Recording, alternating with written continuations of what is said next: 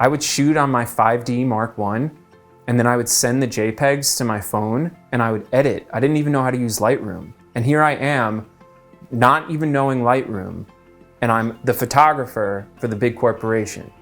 And I came home that day.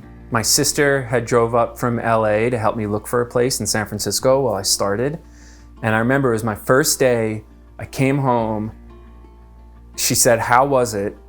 I didn't even answer. I walked straight into the bedroom. I turned off all the lights. I went under the covers and I just sat in the dark for like 3 hours. Welcome to Season 1, Episode 1 of Mental Health Mondays, a new series committed to mental wellness and understanding. I'm your host, Cody Morell.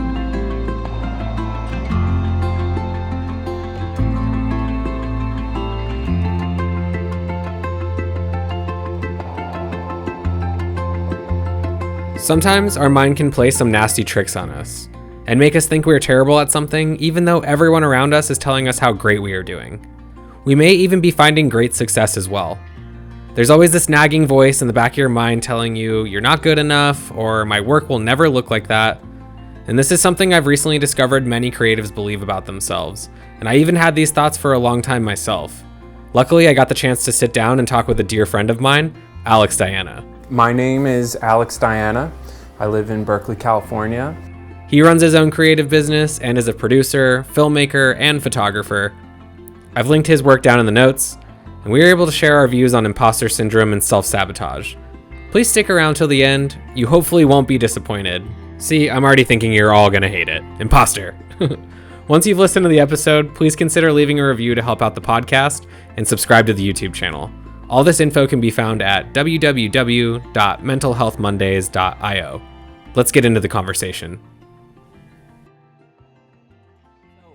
What I did is I asked you hey, what would you want to talk about? And I sent you a list of topics that I had thought about and written out.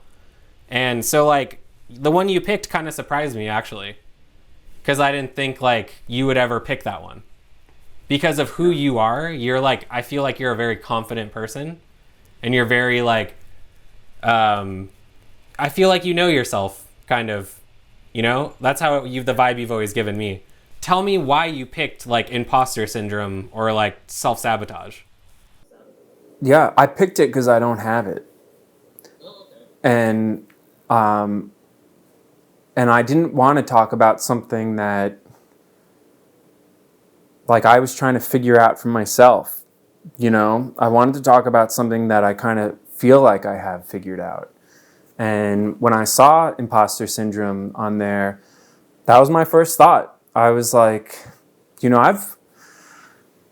been in situations where it crept in. And I guess the best example of that is, my nutshell story is I grew up in New York on Long Island.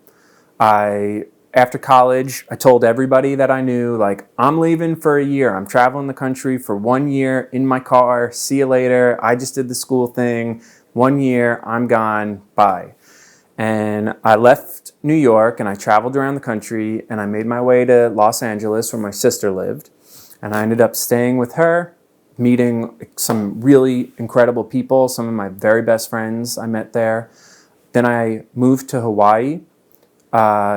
Lived and worked on a farm in Hawaii and kind of really came into my own magic, really started seeing the energy of the world and being able to put it into practice and put it into words, and came back from Hawaii and I moved to Portland, Oregon, and was just trying not to work too hard. I was working at a doggy daycare. I was taking a lot of photos.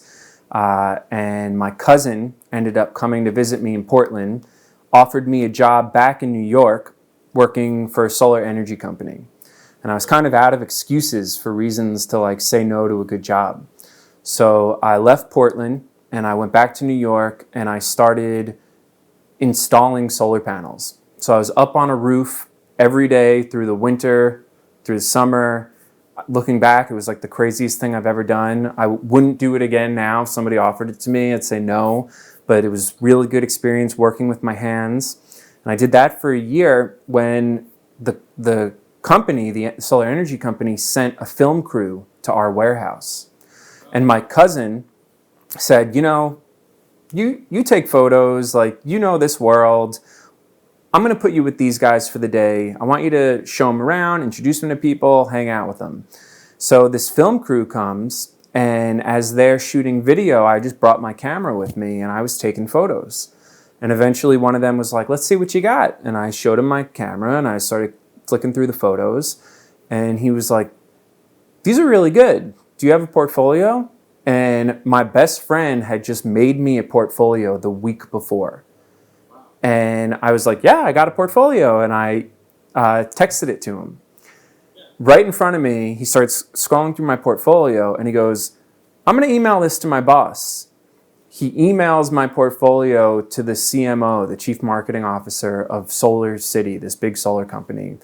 And the next day, I get a phone call from him.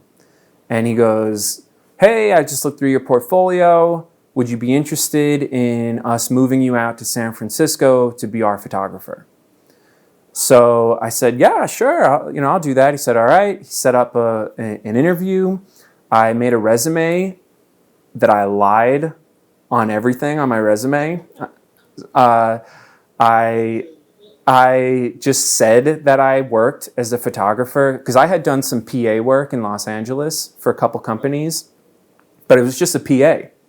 And instead of just putting PA, I wrote photographer. So I actually worked at those companies, but I just changed my title and sent in my resume, and I ended up getting hired as the only photographer for a huge corporation that Elon Musk owns.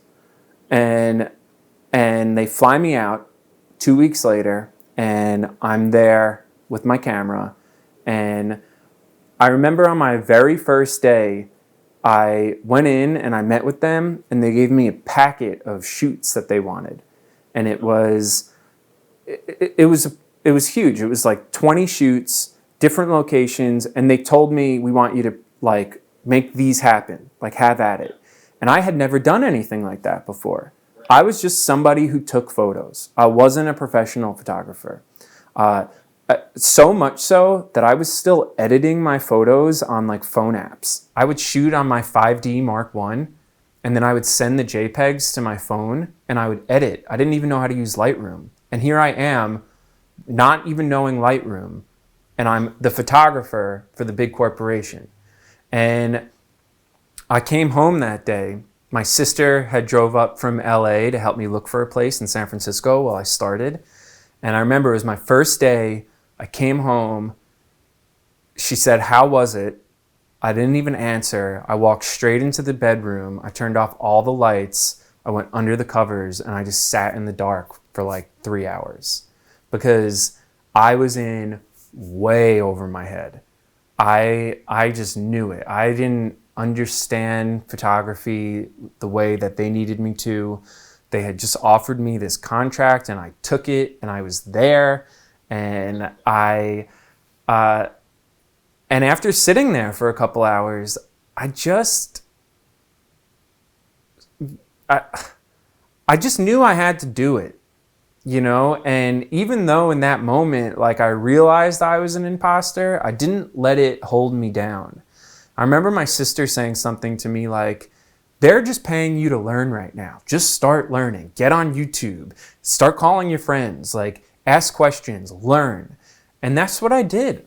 And I hit the ground running. And I would venture to guess that nobody knew any different. That I learned. I had my best friend come out. He taught me how to use Lightroom. I started using Lightroom. And I let the work speak for itself. And I learned along the way. And I learned a lot about what I liked and what I didn't like from working with people who I didn't think were giving me the support I needed. For instance, I had a producer, and that producer was not producing for me. That person was not helping me with these shoots, not helping organize them, me, figure out where I needed to be, what I needed to get, any of these things. And right now in my life, that's more of what I'm doing. I'm a producer. And I learned so much from somebody not doing a good job. Do I have a rainbow on my face? You did, I've got a crystal in the window. Maybe I should close that a little bit. So yeah, so I didn't have the luxury of letting imposter syndrome hold me down. When it showed up, it was like a fight or flight moment, and I fought. And you get the courage after you do something, not before you do something. And that's what I was looking for. I just needed to do it, and then I got the wisdom and the courage and the know-how. I didn't have it before, but I had it after. I just love that you said, I didn't know how to use Lightroom, I didn't know how to do this, but I just went for it. Like you were using stuff on your phone, like you didn't know what you were doing, but you just went for it. And like it does take that sometimes, just like going for something that you think you can do, Yeah. And I think people do get caught up in like, oh, you don't use Lightroom? Like, but look, you just got hired for a giant company to be their photographer. So yeah, and back to your initial thought, like that's why I picked this topic to talk about, because, I'm just sharing my experience. And I hope that, even if the story isn't the same for somebody else, that the message can get through of you're going to be put in situations and you're not in control of this situation, but you are in control of how you respond to the situation. And it doesn't matter if it's getting a job you're not qualified for, or finding out that your parent is dying, which is something else I went through. And, you can't control what happens, but you can control how you react. And I think that it almost needs to be a mantra for people who are in experiencing something that they don't want to be experiencing. They need to say like, okay, what's that cliche? Like, you're not in control of the situation, you're in control of your reaction. Write it down somewhere, because it's true, and use it. It really is important. If you choose to be sad, you're going to be sad. And if you choose to be happy, it's going to help be happy. And if you choose to be awkward, you're going to be awkward in a situation. And if you choose to be confident, you're going to come across more confident. And sometimes it takes a little acting, sometimes it takes a little faking, but you're not just faking the people around you, you're faking yourself out. When you sit up straight and you keep your head up and you know what I mean? It really is a thing that you're helping control the situation a little bit. And I think that that's so important, is take a little bit of control. So what? You're an imposter. What does that mean? Who cares? You're somebody who thinks that they're in a position or in an experience that like they don't deserve, that they shouldn't be in, that they're not qualified for. Who cares? Get qualified.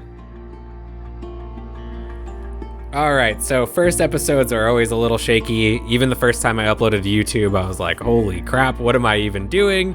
So I just really want to thank Alex Diana for joining us on this first episode and kind of going through it with us. It's not super easy, but in the end, we just have to get better and better at what we do, and just keep posting and keep doing things you want to do, and just get better and better and better.